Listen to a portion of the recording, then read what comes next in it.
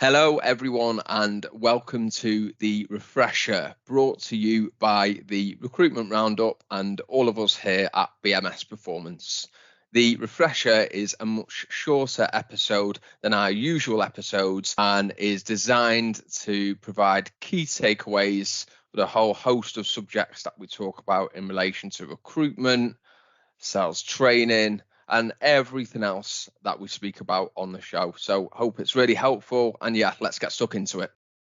I keep seeing like polls on LinkedIn of people saying, is cold calling dead? And I always vote no, because it's not dead. I think people want to believe that it's dead. Yeah.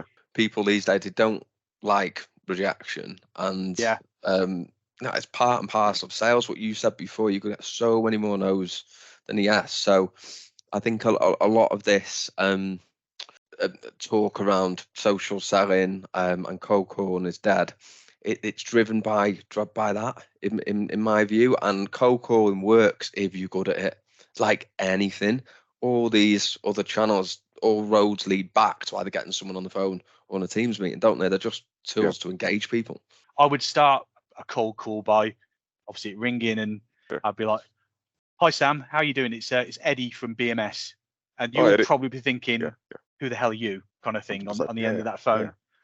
And then this is where you disarm. So I'd say, "Look, Sam, we haven't spoken before, so I'm going to explain very quickly why I'm giving you a call." Mm-hmm. Now that's most of the time I'll now get about 20 seconds to get my point across.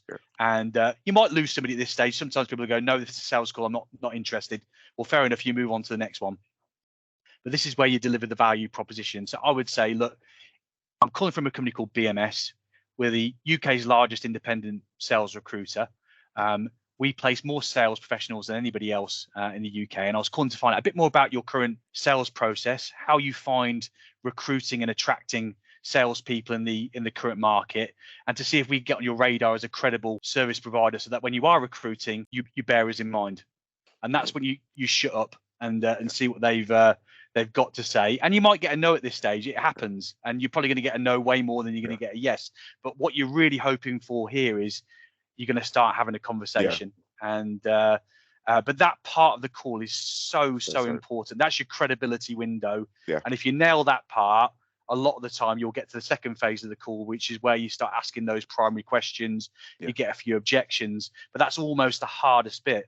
What you guys will do, let's say, for example, if Sam's a potential decision maker, you've gave him a couple of calls, he's not answering. How many times are you prospecting Sam before you'd move away? And what techniques would you use to try and get hold of him?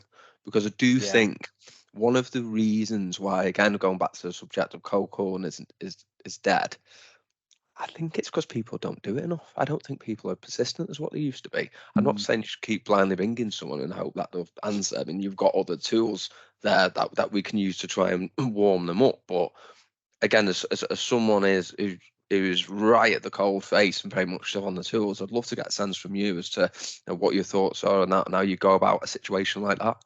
Yeah, absolutely. And the honest answer is it does depend slightly. So if the solution or the product you're selling, it's perfect for a certain prospect, but they're just really difficult to get hold of, you might try that person a little bit more than probably what you'd try on someone a little bit less about. But I would probably say, on average, I'd probably try 6 phone calls to somebody before I send them an email. In my personal, look, I'm quite an opinionated person when it comes to this. I'm not saying I'm always 100% right about everything, but I tend to use email as a last resort because like I say, email is such a noisy place, and it's very difficult to get a personality or a reason across in an email and get somebody to read it at the end of the day. What's your view on voicemails? Never, ever sell to a voicemail. Never, ever. Do you leave voicemail? Do you leave it? Never, ever leave voicemail. Not unless the person knows you. Never, honestly, don't do it. If you're in new business and sales, listen to me now. Do not sell to voicemails. All that will happen is you'll end up getting blocked or ignored even more. Thank you everyone for listening to that. Hope it was really helpful, and we look forward to providing loads of great key takeaways in the future on the refresher, brought to you by the Recruitment Roundup.